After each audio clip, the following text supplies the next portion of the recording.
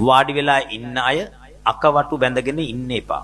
ඒ කියන්නේ අත් දෙකෙන් කකුල් දෙක අල්ලගෙන ඉන්න ඉරියව්වේ ඉන්න එපා. හරිනේ? අර ඉස්සරහම ඉන්න කණ්ණාඩි දාපු පුතා ඉන්න වගේ ඉන්න එපා. ඒ කියන්නේ දෑත් වලින් මෙහෙම කළා දෙපා අල්ලගෙන ඉන්නකොට භාග්‍යතුන් වහන්සේ එපා කියලා තියෙන මොකද්ද මහත්තයා? න පල්ලත්තිකාය නිසින්නස්ස අගිලානස්ස ධම්මං දේසිස්සාමි සික්ඛාකරණීයා. පල්ලත්තිකයෙන් හැමත් අකවටු බැඳගෙන ඉන්න කෙනාට බණ කියන්න එපා කිව්වා.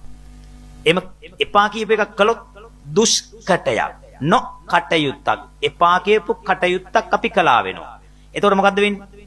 භික්ෂුවගේ සිල්පදයක් භේදනය වෙනවා. දැන් ඊයේ මම ඇඹිලිපිටියේ ජාතික සතිපොලේ ධර්මදේශනාවක් කළා. සෙනග 5000ක් විතර පුරවලා ධර්මදේශනාව කරද්දිත් මම ওই කාරණාව කිව්වා. අම්මලා අපේ සිල්පද පිළිබඳව පොඩ්ඩක් කාරුණික වෙන්න. අපි හරි අමාරුවෙන් මේක කරගෙන යන්නේ. අමාරු නෑ. අපේ අයත් එක්ක අමාරුයි. ඇයි? දානයක් පූජා කරනකොට කප්පියම් කරලා දෙන්න දන්නේ නෑ. ස්වාමින් වහන්සේ ඉස්සරහ බණ අහනකොට අකවටු බැඳගෙන ඉන්නවා, සෙරෙප්පු දාගෙන ඉන්නවා, පාවහන් හිස් වැසුන් දාගෙන ඉන්නවා. ඒවා හොඳ නෑ. අන්න ඒවා විනය කරුණු දන්නේ නෑ. ඊළඟට අපේ පුතා ධර්මදේශනාව ඉවර කළා පිරිකර පූජා කරන වෙලාවේ වයසක අම්මා කෙනෙක් ඇවිල්ලා මං අර ආපු පිරිස් කතා කරනවා ස්වාමීනි මගේ ලෙඩ හොඳ වුණා, මගේ මේවා හොඳ වුණා ගගා ඇවිල්ලා කියනවනේ. ඒවා අහන් ඉන්නත් එපේ. බොහොම කරුණාවෙන් අහගෙන ඉන්නකොට අනේ ඒක අම්මා කෙනෙක් ඇවිල්ලා මං දැක්ක රුපියල් 20ක් ගහනවා මේ පිරිකරස්සේ.